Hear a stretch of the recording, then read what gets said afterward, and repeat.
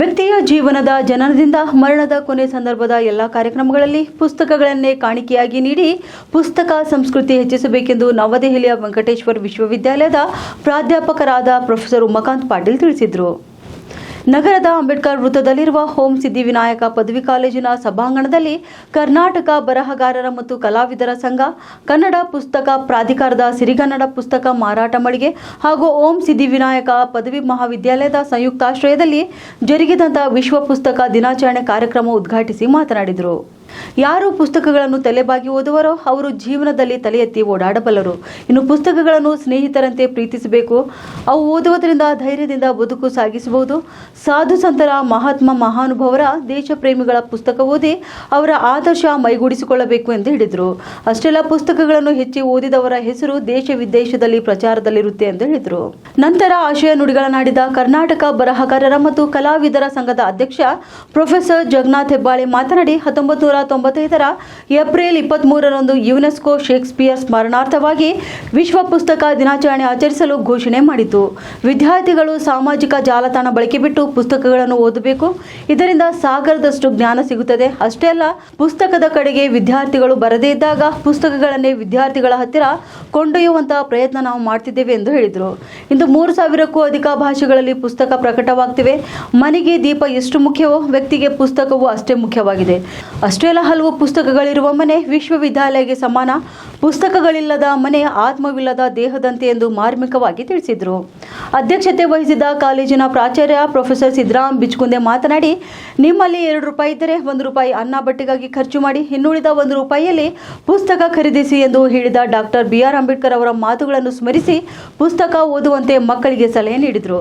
ಇನ್ನು ವೇದಿಕೆ ಮೇಲೆ ಪ್ರಾಧ್ಯಾಪಕ ವಿಜಯಕುಮಾರ್ ಚಿಟ್ಟೆ, ರಾಷ್ಟ್ರೀಯ ಜನಪದ ಬುಡಕಟ್ಟು ಕಲಾ ಪರಿಷತ್ತಿನ ಕಾರ್ಯದರ್ಶಿಗಳಾದ ಡಾಕ್ಟರ್ ರಾಜ್ಕುಮಾರ್ ಹೆಬ್ಬಾಳೆ ಉಪಸ್ಥಿತರಿದ್ದರು. ಜಾನಪದ ಗಾಯಕ SB ಕುಚ್ಬಾಳ್ ಗಾಯನ ಮಾಡಿದರು. ಕರ್ನಾಟಕ ಬರಹಗಾರರ ಮತ್ತು ಕಲಾವಿದರ ಸಂಘದ ಕಾರ್ಯದರ್ಶಿ ನಿಜಲಿಂಗಪ್ಪ ತಗಾರೆ ಸ್ವಾಗತ ಮಾಡಿದರು.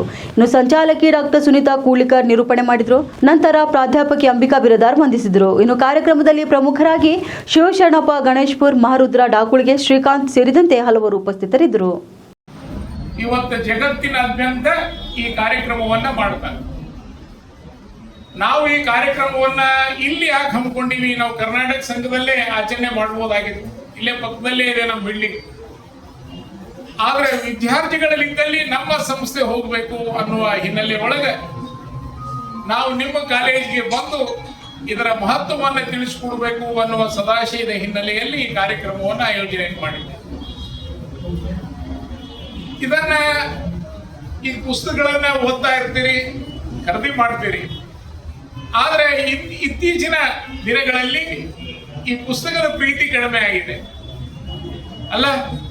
ವಾಟ್ಸಪ್ ನೋಡ್ತೀರಿ, ಗೂಗಲ್ ಸಹಾಯ ತಗೋತೀರಿ, ಕಟ್ ಅಂಡ್ ಪೇಸ್ಟ್ ಮಾಡ್ತೀರಿ. ಏನು ಹೇಗೋ ಒಂದು ಏನು ಆ ಪ್ರಶ್ನೆಗೆ ಉತ್ತರವನ್ನು ಹುಡ್ಕೊಂಡು ಬರೆದು ಪಾಸಾಗಿ ಮುಂದೆ ಲಬ್ಬೋ ಹೊಡ್ಕೊಳ್ತೀರಿ. ಅಂದ್ರೆ ನಮ್ಮಲ್ಲಿ ಪರಿಪೂರ್ಣತೆ, ಪರಿಪಕ್ವತೆ ಇರೋದಿಲ್ಲ. ಪರಿಪೂರ್ಣ ಭೇಟಿಗೆ ಹೋಗೋದೇ ಇಲ್ಲ.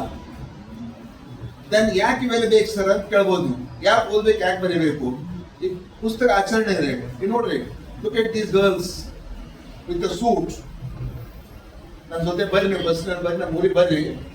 ಆ ಊರಲ್ಲಿ ಹೆಣ್ಮಕ್ಳೆಲ್ಲ ಸೀರೆ ಉಟ್ಕೊಂಡು ತಿರುಗಾಡ್ತಾ ಇದ್ದಾರೆ. 1000 ಹೆಣ್ಮಕ್ಳು ಒಂದ್ ಕಡೆ ಅದಾರ. ಈ ಹುಡುಗಿ ಒಬ್ಬಿ ತಗೊಂಡ್ ಹೋಗ್ತೀನಿ ನಾನು.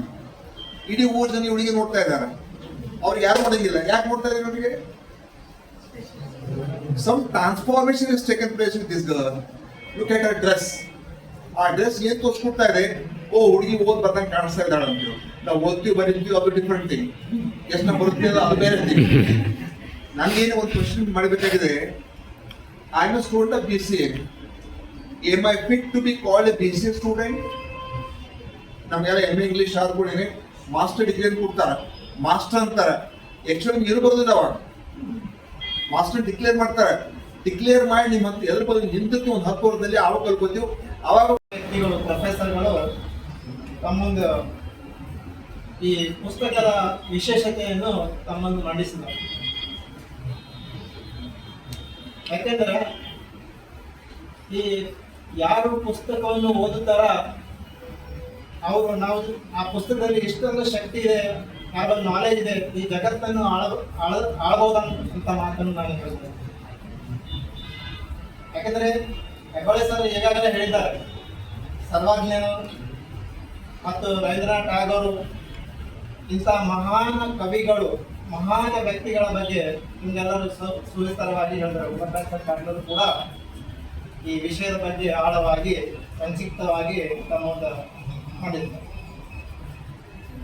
ಮತ್ತೊಂದು ಅಂಬೇಡ್ಕರ್ ಒಂದು ಮಾತು ಹೇಳ್ತಾರ, ಏನಂದ್ರು, ನಿಮ್ಮಲ್ಲಿ 2 ರೂಪಾಯಿ ಇದ್ದರ 1 ರೂಪಾಯಿ ನಿನ್ನ ಪುಸ್ತಕವಾಗಿ ಖರ್ಚು ಮಾಡು, 1 ರೂಪಾಯಿಯಿಂದ ನಿನ್ನ ಊಟಕ್ಕಾಗಿ ಖರ್ಚು ಮಾಡಂತ ಹೇಳ್ತಾರೆ.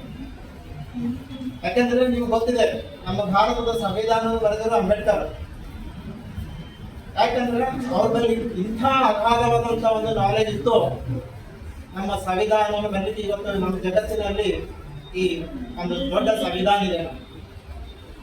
ಸೊ ಇವೆರಡು ಮಾತುಗಳನ್ನು ಮುಗಿಸಿ